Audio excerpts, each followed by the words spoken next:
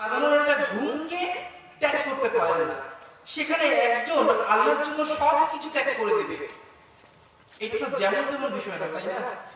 Difficult, so difficult, শুধু difficult না, so difficult, so tough.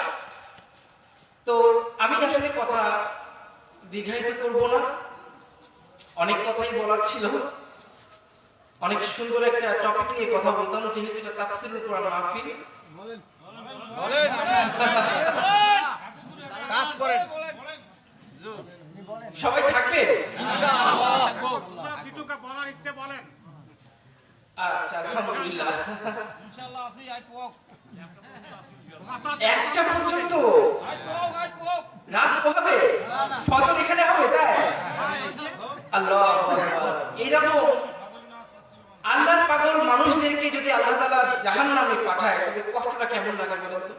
এই শীতের রাতে তো ঘুমিয়ে থাকতে পারতেন কিনা, তা সত্ত্বেও এখানে চিৎকার করে বলছেন সারা রাত হবে, এটা তো আল্লাহর মুহাব্বতের কারণে, ঠিক কিনা? এই যে চিৎকার করে বললেন কসম খোদা কিয়ামতের মাঠে এই কারণে আপনি জান্নাতে চলে যাবেন। आए थे हम कुछ ना कुछ खरीदने को, जैसे हो रोशन मेरे कल्ब हो, और ना कोई चारा दो जहां में नहीं, जिंदगी में बंदगी तू करना है, जिंदगी में बंदगी शर्मिंदा है, रिपा पड़ा, जिंदगी में बंदगी शर्मिंदा है। এই ছোট্ট জীবনে আপনার লক্ষ্য শুধুমাত্র ইবাদত। একজন মুসলমান যখন মৃত্যু হয়ে যাবে, তখন তার সাথে কি যাবে জানেন? শুধুমাত্র এই আমলগুলো যাবে। বাবা, আপনার আমল নাই মানে আপনি ভিখারি। এইবারে টাকা ছাড়া বাজারে গেলে কেউ কি আপনাকে 1 কেজি চাল দিবে? 1 পোয়া ডাল দিবে? তাহলে মনে রাখবেন, এই পারে যেমন টাকা ছাড়া আপনার মূল্যায়ন নাই, ঠিক একইভাবে ওই পারে নেকি ছাড়া আপনার মূল্যায়ন নাই। সেই নেকি ইনকামের জন্য অফার বিভিন্ন সময় বিভিন্ন সিমে কিন্তু অফার দেয়। 10 টাকা বললে এত মিনিট, এত এমবি, ঠিক কিনা? একটা মাসের অফার আগামীকাল থেকে শুরু হচ্ছে। 1 টাকা দান করবেন, 70% গুণ সওয়াব বেশি, ঠিক কিনা মুসলমান? নিয়াত করেন। আমি তো নিয়াত করে বসেই আছি। আমি নিয়াত করছি এখান থেকে যাব, ঘরে ঢুকবো, ঢুকে খাতা কমপ্লিট চলে যাবো মসজিদে, 30 দিন থাকবো মসজিদে, সুবহানাল্লাহ বলেন, এতে কাজ করবো। আর এমনিও আমি এমনই, আমি যখন মুসলিম হলাম তখন আমার এবং আল্লাহর মাঝখানে কাউকে আনি নাই। এই পৃথিবীতে আমার কোনো বন্ধু নাই। এই যে আমাকে দেখছেন না, শুধু মাহফিলের সময় দেখতে পারবেন, এই ছাড়া আপনি আমাকে দেখতে পারবেন না। আমি একদম ছোটবেলা থেকে আন্ডারগ্রাউন্ড, কোনো বন্ধু নাই, কোনো বাজে আড্ডা নাই, সব সময় হয় পড়াশোনা, না হয় জিকির আজকার। সুবহানাল্লাহ বলেন না? সুবহানাল্লাহ। এইভাবেই ছোটবেলা থেকে ধীরে ধীরে আমি গড়ে উঠেছি। আমার উপর চলেছে অকথ্য ভাষায়, যেটা মুখে প্রকাশ করতে পারবো না, এত নির্যাতন। ভারতের হিন্দুরা আমাকে মেরে ফেলার জন্য কত ভয়ঙ্কর ভয়ঙ্কর চেষ্টা করেছে। বাবারা, আপনি শুনলে আপনার গায়ে লোম দাঁড়িয়ে যাবে। কিছু বলেন। এই মর্মান্তিক জীবনকাহিনী বলতাম যদি আমি 10:30টায় বলা শুরু করতাম। আমার 10:30টায় ওঠার কথা ছিল, কিন্তু অনেক লেট হয়ে গিয়েছে, 11:30 বাজে এখন, তাই না? কষ্ট করে আপনি আসছেন, বলেন। ঠান্ডা নাই, হকের পক্ষের লোক কমে হয়। আল্লাহু আকবার, সুন্দর একটা কথা বলছেন, হকের পক্ষের লোক কমে হয়। আল্লাহ, ঠিক আছে, আপনারা যেহেতু বলতেছেন, আপনাদের কথাই কিন্তু শুরু করতেছি। হ্যাঁ, কে কে যাবেন হাত তোলেন তো। আল্লাহ আল্লাহ কবুল করুন সবাইকে। এখন একটা মাহফিলের জনগণ যদি শুনতে চায় তখন থামাই দিলে তো তাদের একটা মাহফিল করা হবে। আমি তো রোজ আসবো না, আমাকে চাইলে তো আনতে পারবেন না, ঠিক কি না? ইন্নাল হামদুলিল্লাহ আলহামদুলিল্লাহি নাহমাদুহু ওয়া নাস্তাঈনুহু ওয়া নাস্তাগফিরুহু ওয়া নু'মিনু বিহি ওয়া নাতাওয়াক্কালু আলাইহি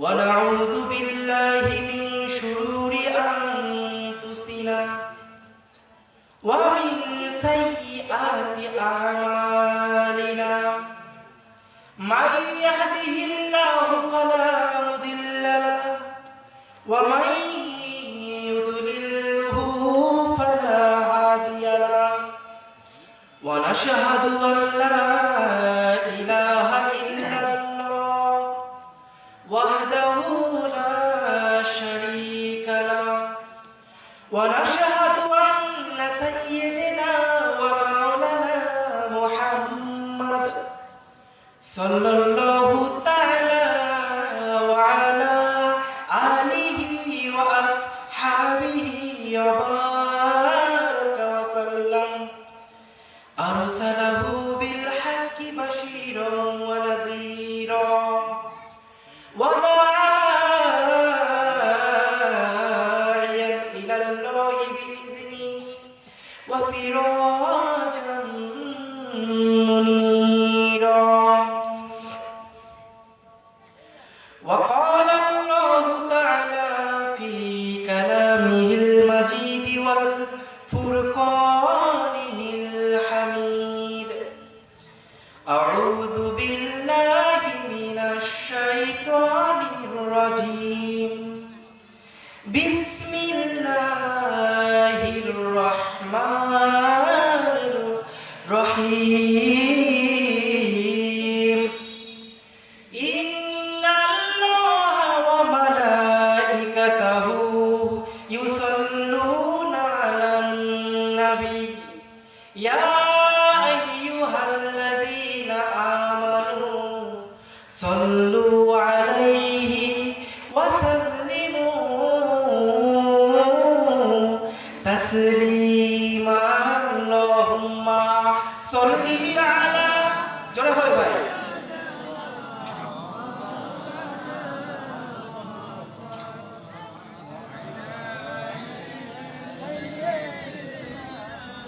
মাওলানা মুহাম্মদ লা ইলাহা ইল্লাল্লাহ ইল্লাল্লাহ লা ইলাহা ইল্লাল্লাহ লা ইলাহা ইল্লাল্লাহ মুহাম্মাদুর রাসূলুল্লাহ লা ইলাহা ইল্লাল্লাহ মুহাম্মাদুর রাসূলুল্লাহ সাল্লাল্লাহু আলহামদুলিল্লাহ। আজকে এই মহিমান্বিত জলসার সম্মানিত সভাপতি, আমন্ত্রিত ওলামায়ে কেরাম, মঞ্চে উপবিষ্ট প্রধান অতিথি আর আমার সামনে উপস্থিত তাওহীদি জনতা, পর্দার আড়ালে আবেদা সালেহা মা ও বোনেরা, যে যেখান থেকে আমাকে শুনতে পাচ্ছেন সবাইকে আমি অন্তরের স্থল থেকে জানাচ্ছি আসসালামু আলাইকুম ওয়া রাহমাতুল্লাহি ওয়া বারাকাতুহু।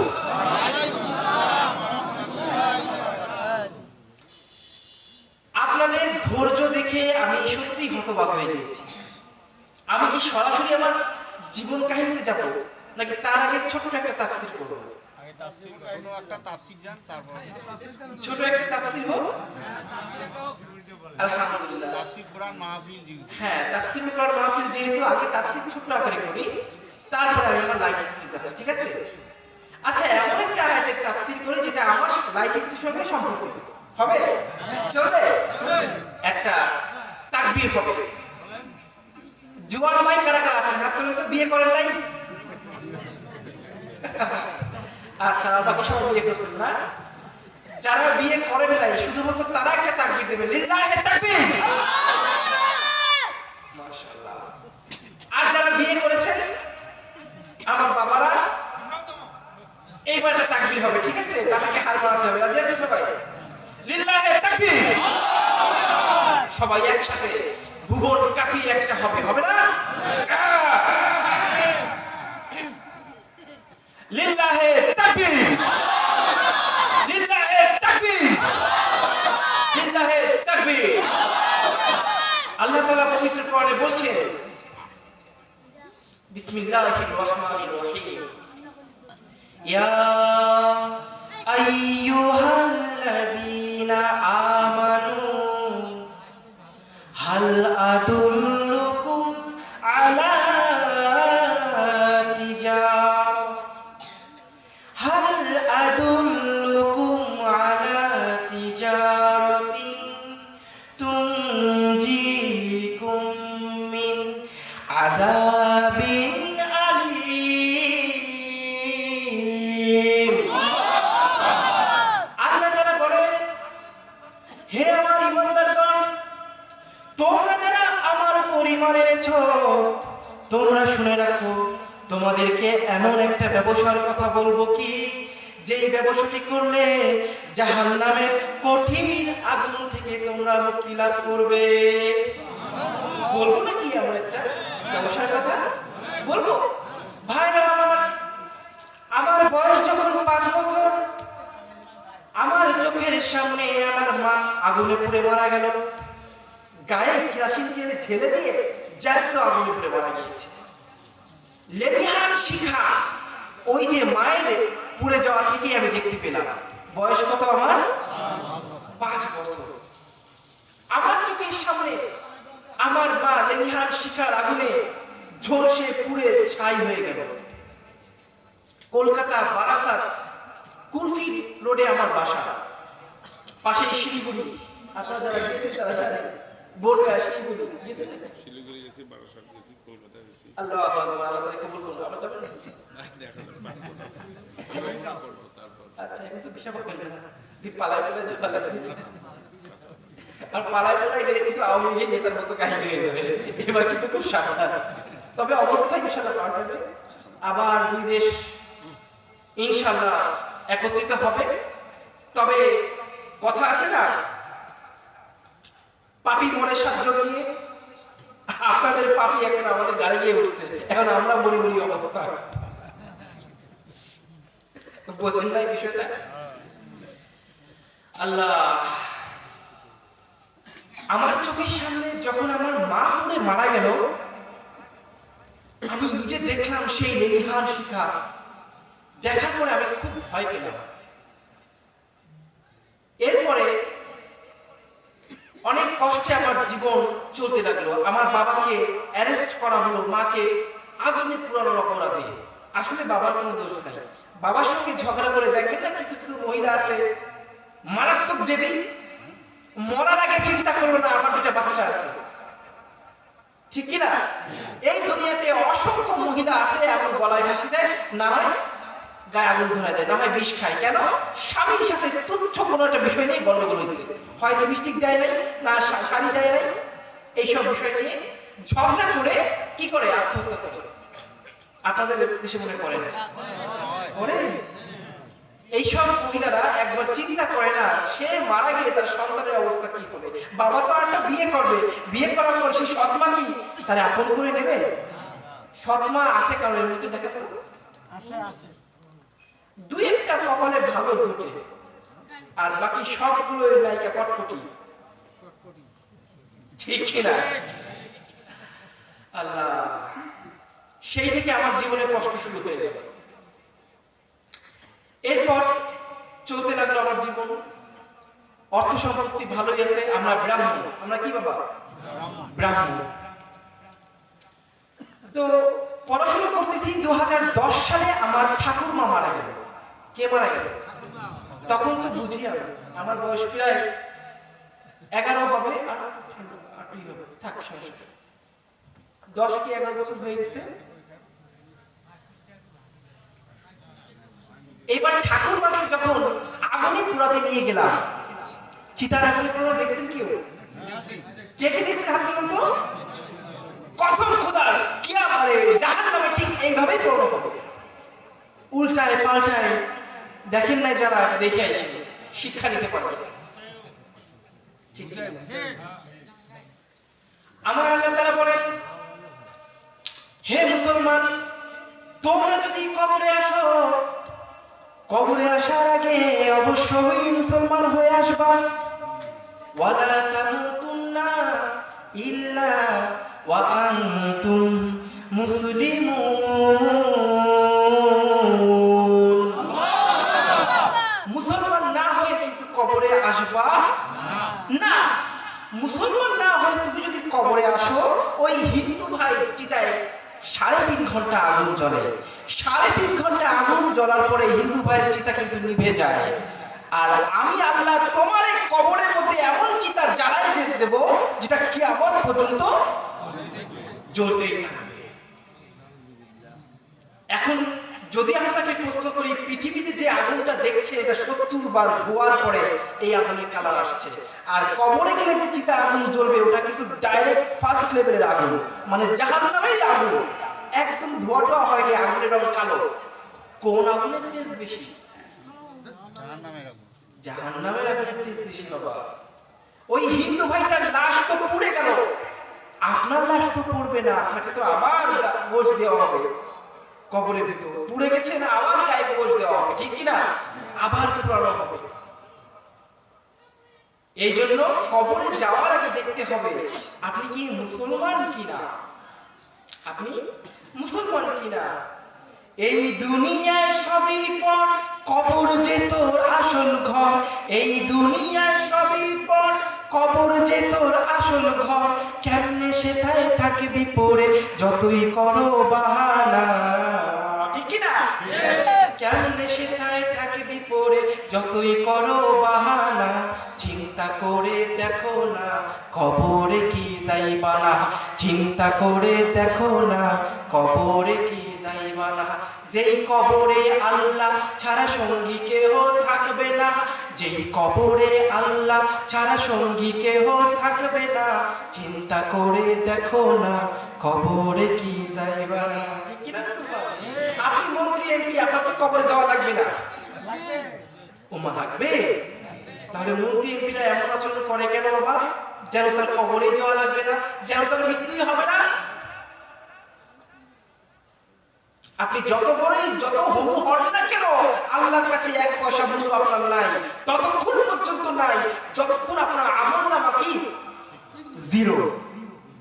ভিখারি হয়ে আল্লাহর কাছে উঠলে কোনো বেল পাবেন না। আমি আল্লাহকে বলি, আল্লাহ এই পারে আমি ভিখারি হয়ে গেছি, সয় সম্পত্তি সব ছেড়ে আমি ভিখারি। তুমি কি ওই পারে মানে ভিখারি বানাবা? আল্লাহ তাআলা বলছেন, ইয়া আইয়ুহাল্লাযীনা আমানু হাল আদুল্লুকুম আলা তিজারা, হাল আদুল্লুকুম আলা তিজারাতিন তুনজিকুম মিন আযাবিন আলীম।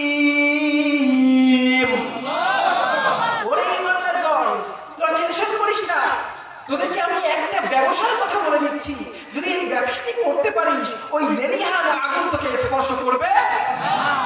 শুনতে চান সেই ব্যবসাটা কি? 1 নম্বরে তুমিনুনা বিল্লাহ ওয়া রাসূলিহি, 2 নম্বরে, আর 3 নম্বরে ওয়া তুজাহিদুনা ফি সাবিলিল্লাহ। এই 3টা ব্যবসা করতে হবে।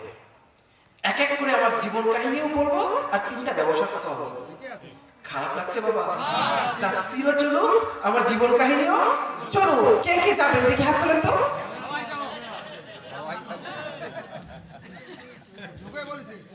সবাই যাব, তবে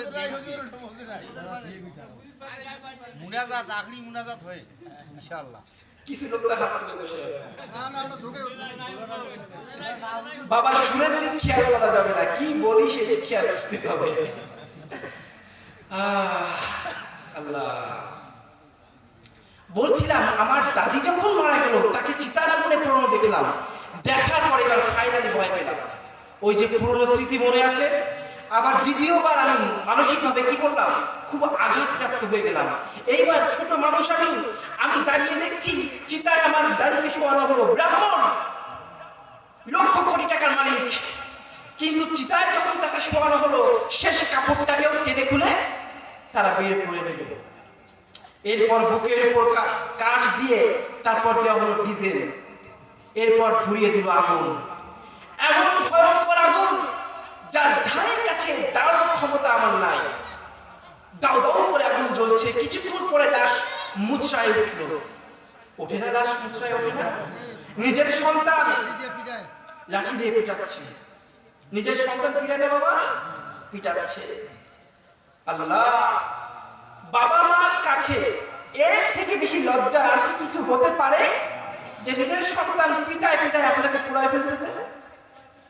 আল্লাহকে বাদ দিয়ে অন্য কাউকে ইবাদত করলে ঠিক এমন ভাবেই লাঞ্ছিত করে আল্লাহ তাআলা আপনাকে দুনিয়া থেকে নিয়ে যাবে, ঠিক কি না মুসলমান?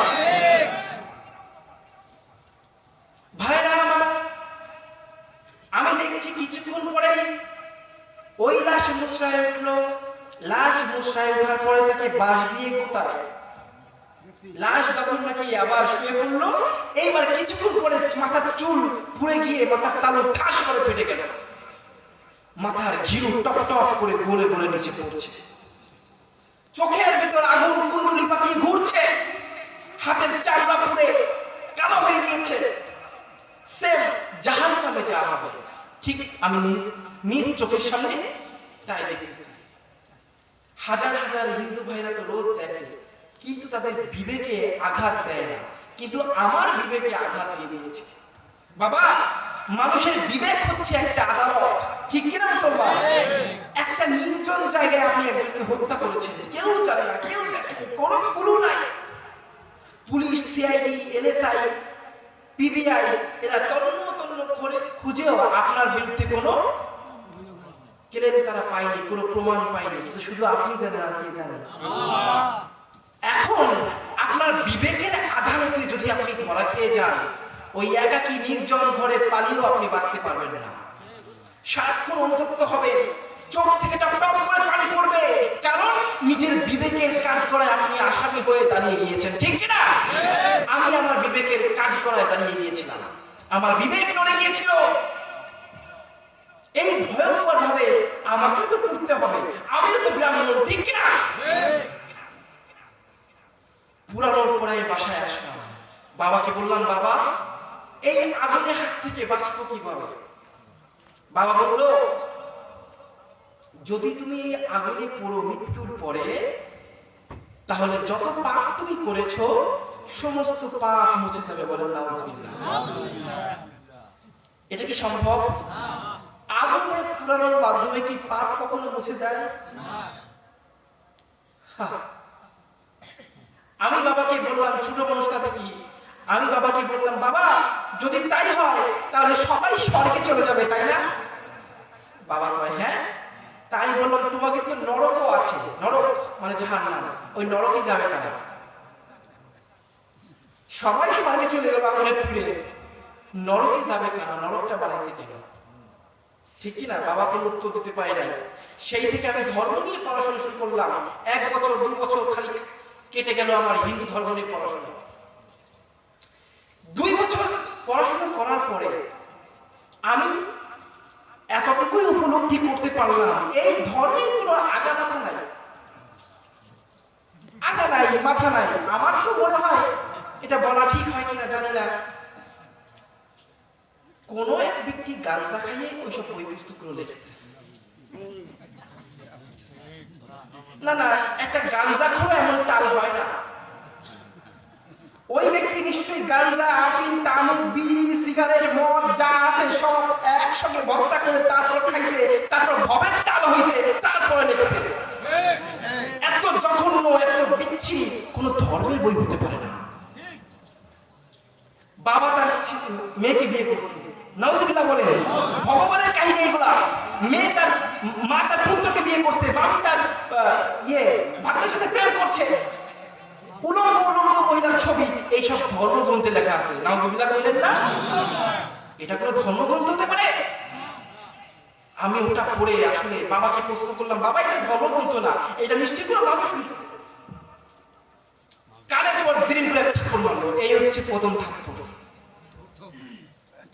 এই হচ্ছে কি দ্বিতীয় থাপ্পড় খাইছে কেমন শুনবেন? আপনাদের ঘরে কিন্তু হিন্দুদের একটা ভগবান বাস করে, কারণ তো কি আমরা গরু, গরু হচ্ছে ওদের মা। বাবাকে প্রশ্ন করলাম, বাবা এই গরু তোমার কি হয়? বাবা কয় আমার মা। আমি খাওয়ার টেবিলে বসে বললাম, ও আচ্ছা, গরু তোমার মা, এই জন্য গরুর পায়খানা দিয়ে হিন্দুরা ঘর লেপে না? গরুর পায়খানা পবিত্র। বাবা তো বোঝে নাই, পোলা ঈশ্বরে পাইকে গেছে। পোলা যে 2 বছর পড়াশোনা করে ওই ধর্মে কি আছে মোটামুটি জানিয়ে গেছে। এই ধর্ম যে আমি পালন করবো, আমি মুসলমান হবো সেটা পরের বিষয়, কিন্তু আমি হিন্দু থাকবো না, আমি সেটা প্ল্যানিং করে ফেলেছি। আমি কোন ধর্মে যাবো সেটা উপরওয়ালা জানে। খ্রিস্টান আছে, বৌদ্ধ আছে, মুসলমান আছে, কিন্তু আমি হিন্দু থাকবো না, কারণ এত বাজে ধর্ম আমি পালন করবো না। বাবাকে বলার পরে বাবা কয়, আমার মা তার দুধ খাই আমি, এই জন্য সে আমার মা, আমার দেবতা, এই জন্য তার পায়খানা পবিত্র। আপনারা জানেন ভারতে গরুর দুধের দাম 35 টাকা করে কেজি, আপনাদের কত? 60, ওইখানে 35 টাকা কেজি।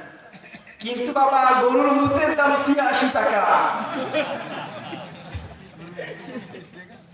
করোনার সময় আরো অনেক দাম ছিল।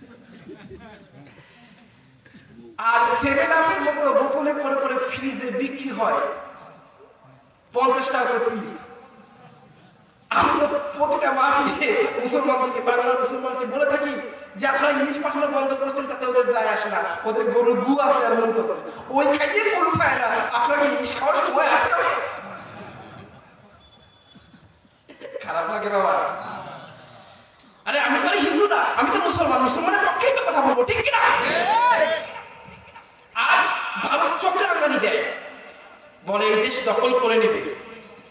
আমি প্রায় মাহফিলে বলে থাকি যে ভারতের মুসলমান, বাংলাদেশের মুসলমান কি পাকিস্তানের মুসলমান কি আমেরিকা, পৃথিবীর যে কোনায় যেখানে যেখানে যে মুসলমান বাস করে, আমরা একে অপরের ভাই ভাই, ঠিক কিনা?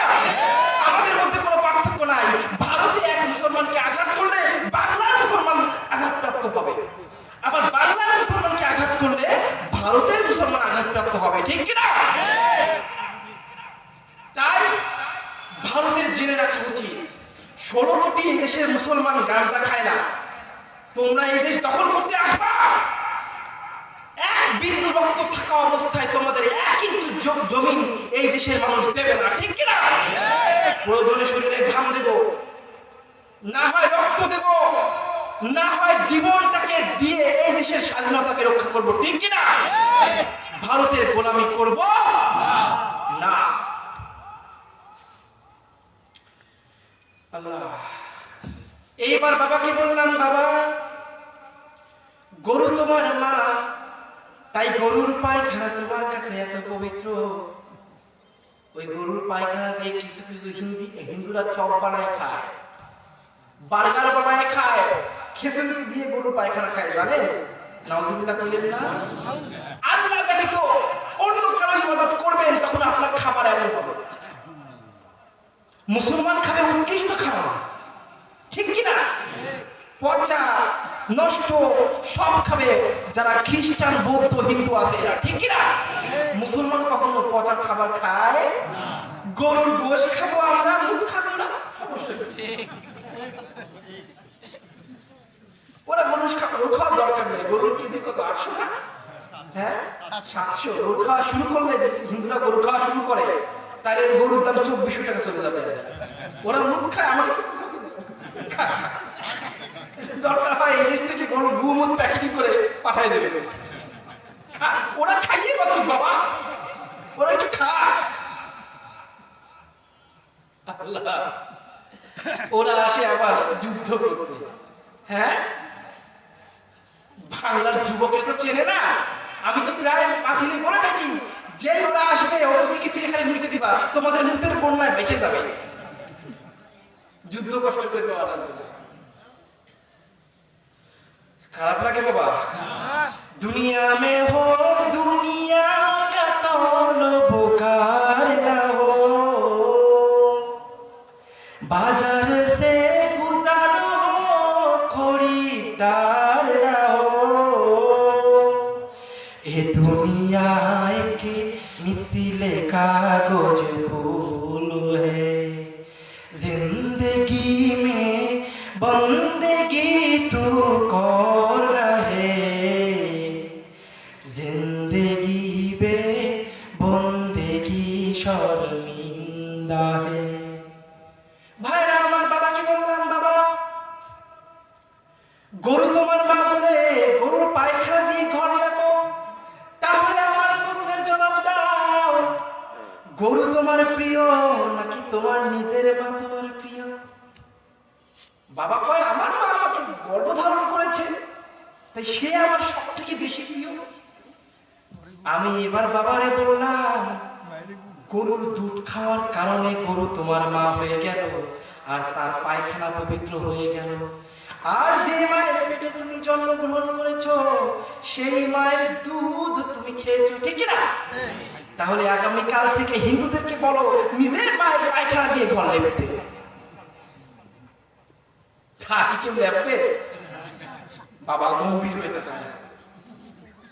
এইবার বললাম, বাবা গাভী যদি মেয়ে গরু যদি মা হয় তাহলে আইনে গরু আমাদের বাপ হবে না?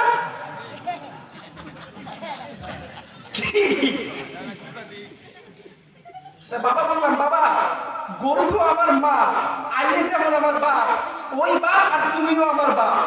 এখন তোমার কথা অনুযায়ী যদি আইলে আমার বাপ হয় তাহলে আইলেকে বাদ দিয়ে আগামীকাল তোমাকে দিয়ে হাল চাষ করা হবে, দুটোই তো বাপ। কিন্তু আমি তো জানি না আমার পিঠে কোন দেশের তাল ওয়েট করে আছে। তাল খাবার একটু পরে, আগে দেখেন কাহিনী এনেছিস না। বাবা গুনগুন করতেছে, আগে ছোট মানুষ তো মারতে পারতেছে না। উনি কিন্তু ব্রাহ্মণ, ওনার আন্ডারে 5-7 লক্ষ মানুষ ওনাকে সেজদা করে। তা সে যদি একটা হুকুম দেয় সেটা অবশ্যই মানবে। উনি মুসলমান হইলে চোখ বন্ধ করে 5 লক্ষ মানুষ মুসলমান হয়ে যাবে, 2-2.5 লক্ষ মানুষ হয়তো না হতে পারে। আল্লাহ, বাবারে বললাম, বাবা পায়ে তো হেভি একটা জুতো পরছো, অ্যাপেক্সের জুতো, তাই না? বাবা কয় কি হয়েছে? ওই জুতোটা যে চামড়া, কিসের চামড়া? ওরে ওটা তোমার মায়ের চামড়া, গরুর চামড়া দিয়ে তৈরি। যে মায়ের পুজো করো সেই মায়ের চামড়া তুমি পায়ে রাখছো, এর থেকে ভণ্ডামি আর কিছু হতে পারে বাবা? এই বলার পরে বাবার আর সহ্য হয়নি, নিজের মাকে নিয়ে একটু বেশি বলছি তো, আমার ঘেটি একটা দইলে পিঠের উপর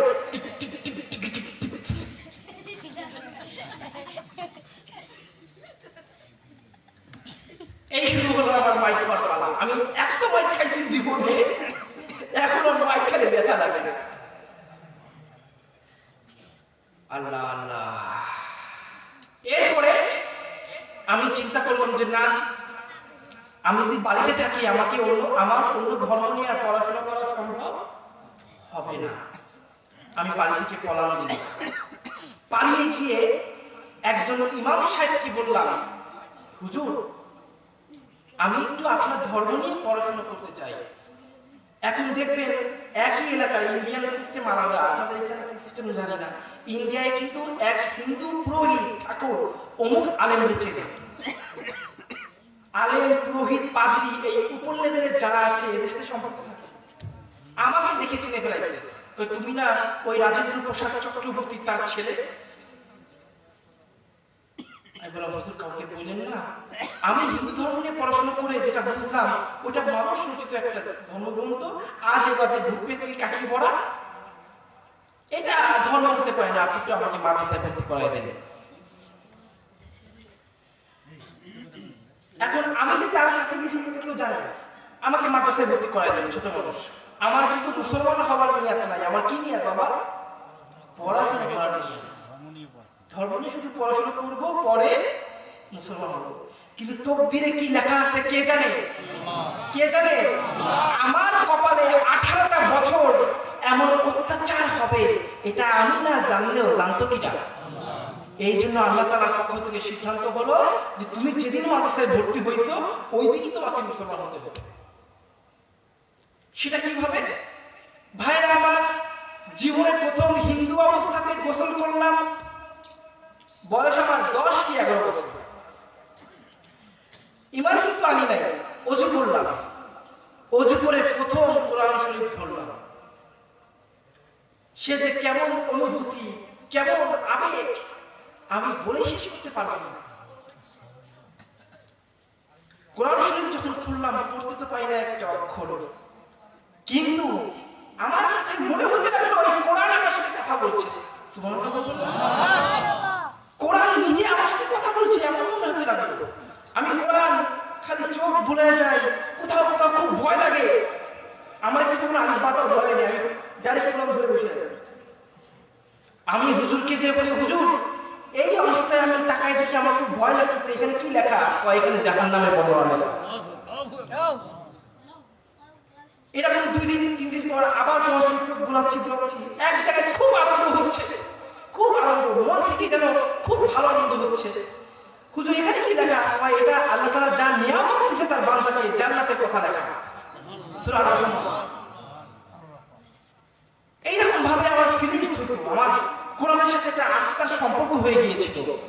এই জন্য এত অত্যাচার সহ্য করেও ইসলাম ত্যাগ করি নাই। ভালোবাসা হয়েছিল কার সাথে? ছোট মানুষ তো, আমি তো এমনি নিষ্পাপ, 10 বছর বয়সে না বলো না, নিষ্পাপ। ওই অবস্থাতে আমার সঙ্গে প্রেম হয়েছিল কার সাথে? ওই রাত্রে, যে রাত্রে আমি কোরআন শরীফ দেখলাম প্রথম, ওই রাত্রে আল্লাহ আমাকে স্বপ্ন দেখালো। আল্লাহ আমাকে স্বপ্ন দেখালো। স্বপ্নে যাকে দেখলাম তাকে, তার কোনো নিদর্শন আমি বলবো না, আলেমরা মানা করেছে, বাবা সব জায়গায় বলবো না। কিন্তু স্বপ্নে দেখলাম একটা অন্ধকার জঙ্গলে আমি বসে আছি, কান্নাকাটি করতেছি, ছোট মানুষ হাফ প্যান্ট পরে কান্নাকাটি করতেছি। আমার সামনে আকাশের চাঁদকেও হার মানিয়ে দেবে এমন একজন মানুষ দাঁড়িয়ে আছে। উনি আমাকে আরবিতে বললেন, কওলু ইয়া আব্দুল্লাহ। আমার নাম যে আব্দুল্লাহ, এটা ওখান থেকে উনি লিখেছেন। উনি আমাকে ওই রাত্রে কোরআন শরীফ পড়িয়ে দিলেন। আল্লাহু আকবার। পরের দিন সকালে আমি হুজুরকে বললাম, হুজুর এই কাহিনী, কাকে দেখছো? নাম জানি না, কেমন দেখতে, সব বর্ণনা দিলাম। হাতে একটা খেজুরের লাঠি, চুলগুলো মানে দাঁড়িয়ে একটা পাকা একটা কাঁচা, চুলগুলো কুকড়ানো, সুন্দর বর্তিকা, উঁচু লম্বা। উনি তো বুঝে ফেলেছেন। পরবর্তীতে আমি বুঝে ফেলেছি, যখন কিতাবে বর্ণনা করলাম তখন বুঝছিল কি, আমি তখন বুঝিনি, উনি বুঝে ফেলেছেন। উনি বললেন, তোমাকে আল্লাহ তাআলা মুসলমান বানাই দিয়েছে। এখন আর 12 বছর পড়াশোনা করার পর মুসলমান হওয়ার ছিলাম না, তোমাকে কে মুসলমান বানাইছে? আমার জীবনের ভয়ঙ্কর কাহিনী এবার শুরু হয়ে গেল। এত কিছু হয়ে গেছে, প্রায় 3-4 দিন আমি বাসায় যাই না, আমাকে খোঁজাখুঁজি শুরু হয়ে গেছে। পত্রিকাতেও আমার ছবি দিয়ে, এমনকি মাইকে অ্যালাউন্স হচ্ছে, পাচ্ছে না কোথাও খুঁজে। এদিকে পড়াশোনা আমার ধুমছে রানি। আল্লাহু আকবার। আমি যখন উর্দুখানার ছাত্র, মাত্র মানে এত আগ্রহ ছিল পড়াশোনার যে আমি একদিকে উর্দুখানার ছাত্র, তাইসির কিতাব পড়তাম, অপরদিকে তাফসীরে জালালাইন পড়তাম। সুবহানাল্লাহ। এইভাবে পড়াশোনা আর আমল, এক ওয়াক্ত নামাজ তো কামাই নাই, উল্টে সব সময় মুখে জিকির, লা ইলাহা ইল্লাল্লাহ, জোরে লা ইলাহা ইল্লাল্লাহ, লা ইলাহা ইল্লাল্লাহ, লা ইলাহা ইল্লাল্লাহ, লা ইলাহা ইল্লাল্লাহ, লা ইলাহা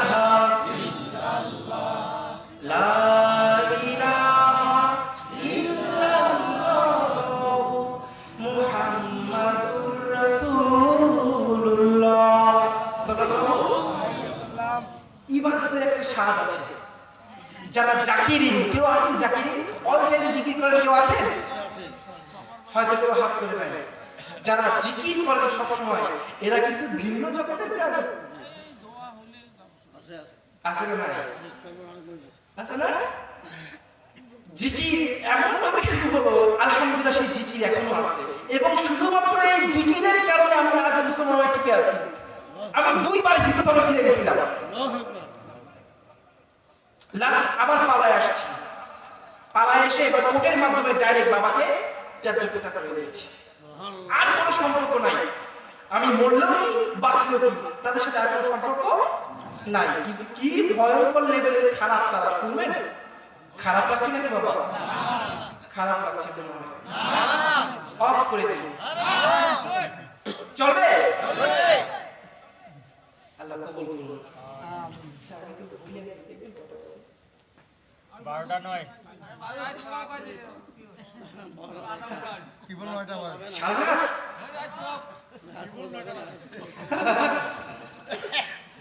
আর 5 ঘন্টা করবো, চলবে? 5 ঘন্টা করে আধা ঘন্টা শেষ।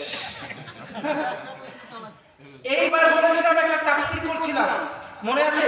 তাফসীর কোথায় রাখছিলাম? প্রথম অংশ, তুমিনুনা বিল্লাহ, আল্লাহর অনুগত হও। এইবার আমি আল্লাহ তাআলার অনুগত হলাম। অনুগত মানে কি?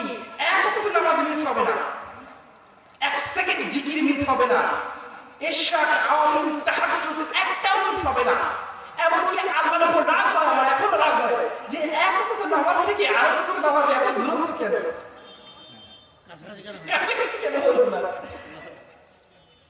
আমার তো আল্লাহ ছাড়া কেউ নাই। আল্লাহর সাথে এতটাই ভালোবাসা প্রখর ছিল, আল্লাহর সঙ্গে ঝগড়াও করতাম। আল্লাহ বললেন না, একবার তাকে ভালোবাসেন না রে বাবা, একবার ভালোবাসে দেখেন, তার থেকে আপন আর কেউ হবে না।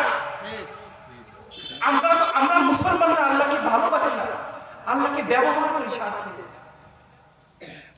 কসম খোদা, কিয়ামতের মাঠে আল্লাহ তাআলা যদি প্রশ্ন করে বসে, তোমরা কি, আমি তো তোমাকে মহব্বত করে সৃষ্টি করেছি, ভালোবেসে তোমাকে সৃষ্টি করেছি, তুমি কতটুকু ভালোবেসেছো আমাকে, কি জবাব দিবে তখন?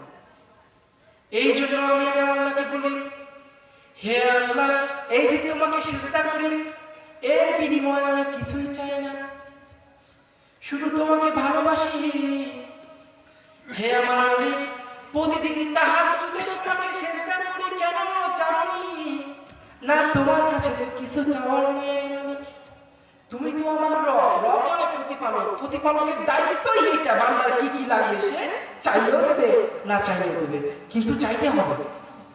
না চাইলে কিন্তু তারা রাগ করে। আমি আমার বিষয়টা বলতেছি, চাইতে হবে, কিন্তু আবার ইবাদত করতে হবে, নামাজ কালাম করতে হবে, জান্নাতের লোভও আনা যাবে। কিন্তু যারা মুত্তাকি, আল্লাহর যারা মুমিন, তাদের ভিতর জাহান্নাম আর জান্নাতের ভয় আর লোভ নাই। তাদের লক্ষ্য খালি আল্লাহরে খুশি করা, ঠিক কিনা বলে? তাদের লক্ষ্য আমার আল্লাহকে খুশি আছে। আমি যেমন সেজদা করে আল্লাহকে বলি, আল্লাহ এই যে সেজদা করছি এর বিনিময়ে চাই না করছি, কিয়ামতের মাঠে তুমি যদি হাসতে হাসতে আমাকে জাহান্নামে দাও, আলহামদুলিল্লাহ আমি চলে যাবো, কারণ তুমি তো হাসছো, তুমি তো খুশি। আমার জান্নাতে কি দরকার? আমার এক একটা সেজদায় জান্নাত, সুবহানাল্লাহ বলেন না? আমি খুব হায়ার লেভেলের কথা বলছি, আধ্যাত্মিকতার কথা বলছি। আল্লাহর সঙ্গে সম্পর্ক না থাকলে বাবা এই কথার ওয়েট বুঝবেন না। নামাজ নাই, রোজা নাই, আমি যে কথাগুলো বলতেছি এই ওয়েটটা আপনি ধরতে পারবেন না, আপনার মাথার মধ্যে এই কথাগুলো চলে যাচ্ছে। আজ থেকে জিকির করুন ইনশাআল্লাহ।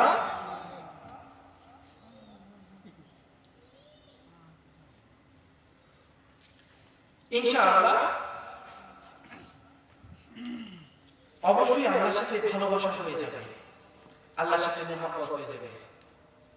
রাজি আছেন তো? আল্লাহকে ভালোবাসতে পারবেন তো ইনশাআল্লাহ? ভালোবাসলে ফজরের আজান পাওয়া লাগবে না, আগেই দৌড় দেবে। আর ভালো না বাসলে স্বয়ং জিবরাইল এসে ডাকলে আপনি নামাজ যাবেন না, ঠিক কিনা বলে? বিপদে পড়েছি, আল্লাহকে দেখেছি, আল্লাহ আমাকে বিপদ থেকে উদ্ধার করে দিয়েছেন, অমনি আল্লাহকে ভুলে গিয়েছি। ভুলতে এক সেকেন্ড সময় লাগলো না আমার। সুখের সময় আল্লাহ বলে যে কেউ আছে এটা আমার মনে হয় না, আর যখন দুঃখের সময় সারাক্ষণ আল্লাহ, এটা কি আল্লাহর সাথে প্রতারণা করা না? উচিত কি ছিল? আমি যখন মুসলমান হয়ে ঘর থেকে পালাইছিলাম, কাছে 10 টাকা ছিল। কয় টাকা ছিল? আমি সারাদিনে হাঁটতে হাঁটতে কত দূর যে গিয়েছি আপনি জানেন সেটা? ওই 10 টাকা দিয়ে রুটি কিনেছিলাম, একটা কলা কিনেছিলাম, কলা খাইছি, কলার ছোলাও খেয়েছি খিদার যন্ত্রণায়। ওই দিন আসমানের দিকে তাকায় বলছিলাম, এমন একটা দিন আসবে আল্লাহ, তুমি আমার সামনে খাবারের বড়লা বয় দেবা। আর এখন প্রতিটা মাহফিল থেকে বলে, হুজুর আপনার খাবারের লিস্ট দেন, আপনার বাজেট কত টাকা হইলে আপনি আসবেন। টাকা নিয়ে ঘুরে পেছনে, খাবার নিয়ে ঘুরে। কেন বাবা? আমার তাকওয়া ছিল খাবারের উপর না, কার উপর? আল্লাহর উপর। আল্লাহ আল্লাহ, কোথায় যেন বলছিলাম, আল্লাহকে ভালোবাসতে হবে। কেমন?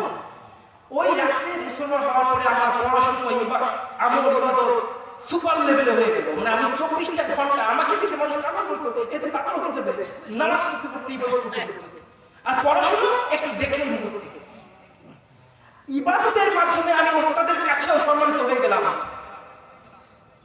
এখন মাদ্রাসায় পড়ার প্রায় 1 বছর অতিক্রম হয়ে গেল, আমি তখন সরাসরি আল্লাহ ওলির কাতারে, এখন আল্লাহ ওলির কাতারে নাই, তখন আল্লাহ ওলির কাতারে চলে গেলাম। প্রতিটা মহল থেকে আমাকে সম্মান দিতে আর চেহারায় ফুল চলে আসতো।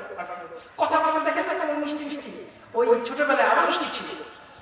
ইন্ডিয়ান কথা তো, কাটসাট কথা শুনতে ভালো লাগে, মানুষ খুব আপন করে নিত আমাকে। এইবার আমাকে আল্লাহ তাআলা মাহফিলের জগতে উঠাই দিল। আমি শিশু বক্তা ছিলাম, একদিকে পড়াশোনা, অপরদিকে মাহফিল।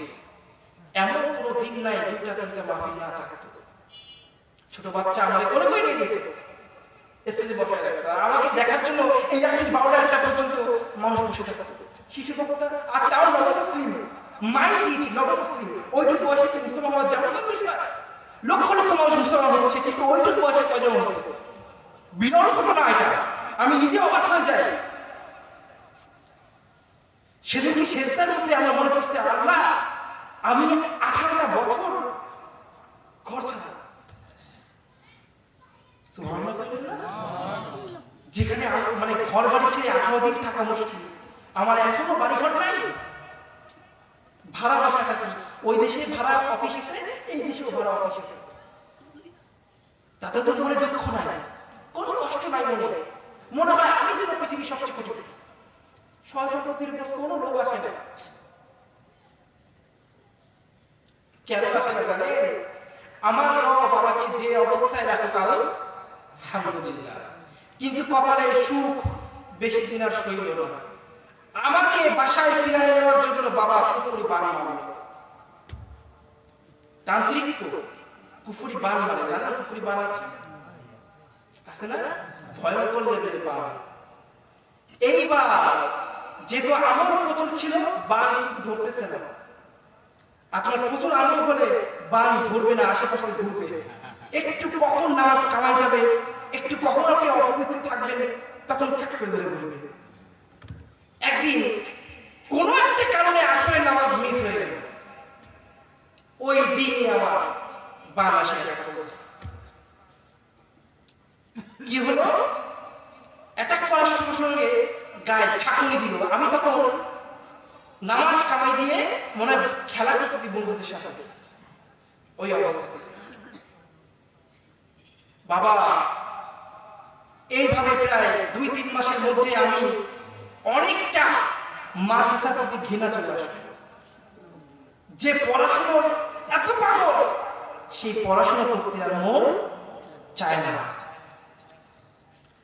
যেখানে আমি মানে সম্মানিত ছিলাম, সেখান থেকে ইবাদত কমে আসতে লাগলো। আস্তে আস্তে পড়াশোনার ফার্স্ট বেঞ্চের ছাত্র ধীরে ধীরে পিছনে চলে যেতে লাগলো।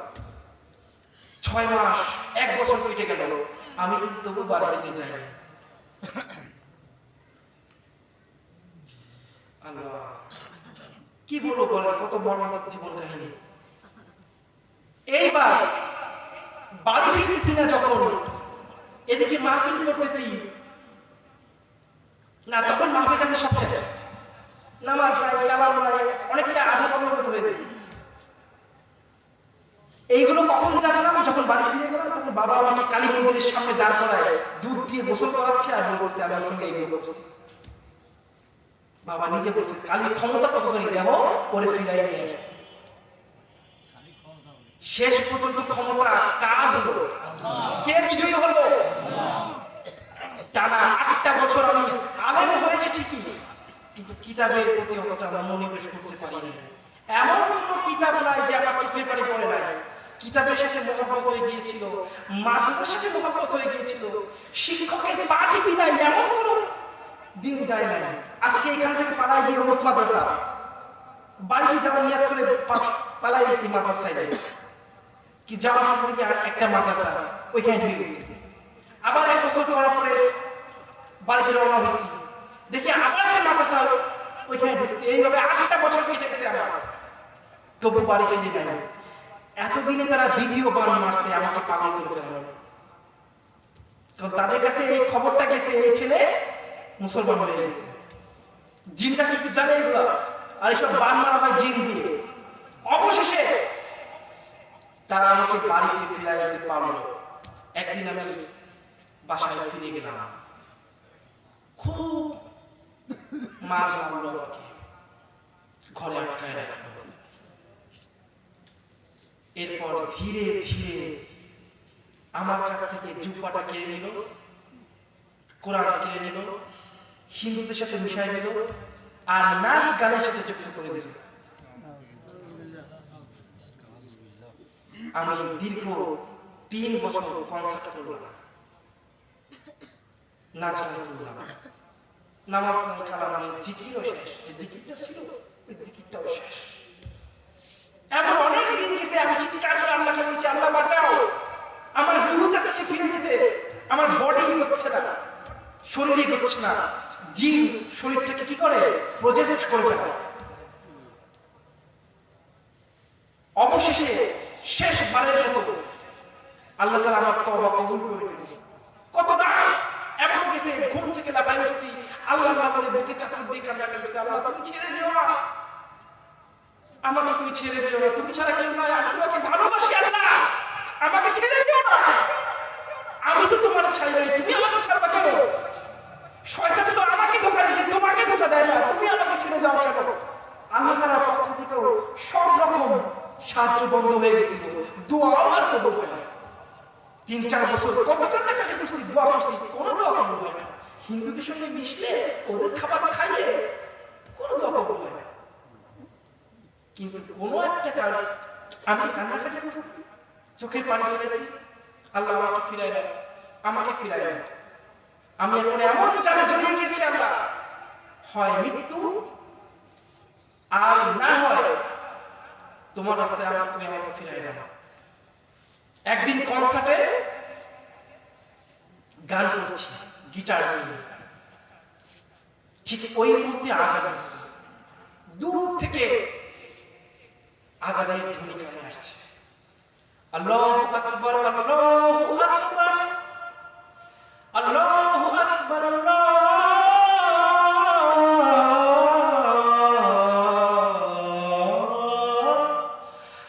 আকবার। এই সুন্দর কণ্ঠে আমি গিটার ছেড়ে দিয়ে আসমানে তাকায় বললাম, তোর তো মালিককে ভালোবেসে ভুল করছি। এটা হচ্ছে অভিমানের কথা, আক্ষেপ করে বলতেছি, তোমার মতো তোর মতো আল্লাহর ভালোবেসে ভুল করছি। তোর মধ্যে আর ওই হিন্দুদের ঠাকুরের মধ্যে কোনো পার্থক্য নাই, ওরা মাটির মূর্তি, ওর কোনো ক্ষমতা নাই, আর তোর কোনো ক্ষমতা নাই। তোর ক্ষমতা থাকলে তুই আমাকে ফিরায় আনতিস। এটা কিন্তু ভালোবাসার কথা, আল্লাহ কিন্তু একটু রাগ করে নেন। আমি যা বলতেছি তাকে ভালোবেসে বলতেছি, অভিমানে বলতেছি। আমরা আমাদের স্ত্রীকে বলি না তোর ভালোবাসে ভুল করছি, তোর আমি কি না দিলাম, তারপর বলি আমরা বলিস কেন? আল্লাহর সাথে ভালোবাসা আমার এত গভীরে চলে গিয়েছে, কিন্তু এই কথাটা আমার আল্লাহর মাইন্ডে লেগে গেল। এই কথাটা আল্লাহর মাইন্ড আছে না, বলে আল্লাহ ধরে ধরে ধরে না, ধরলে কিন্তু ছাড়ে না। আমার একটা মাইন্ড আছে, উনি সহজে মাইন্ডে দেয় না। আর যদি কোনো কিছু মাইন্ডে নিয়ে বসেন তাহলে সেটাকে আর ক্ষমা করে না। আমার এই 3-4 বছরের কান্নায় কোনো লাভ হয় না।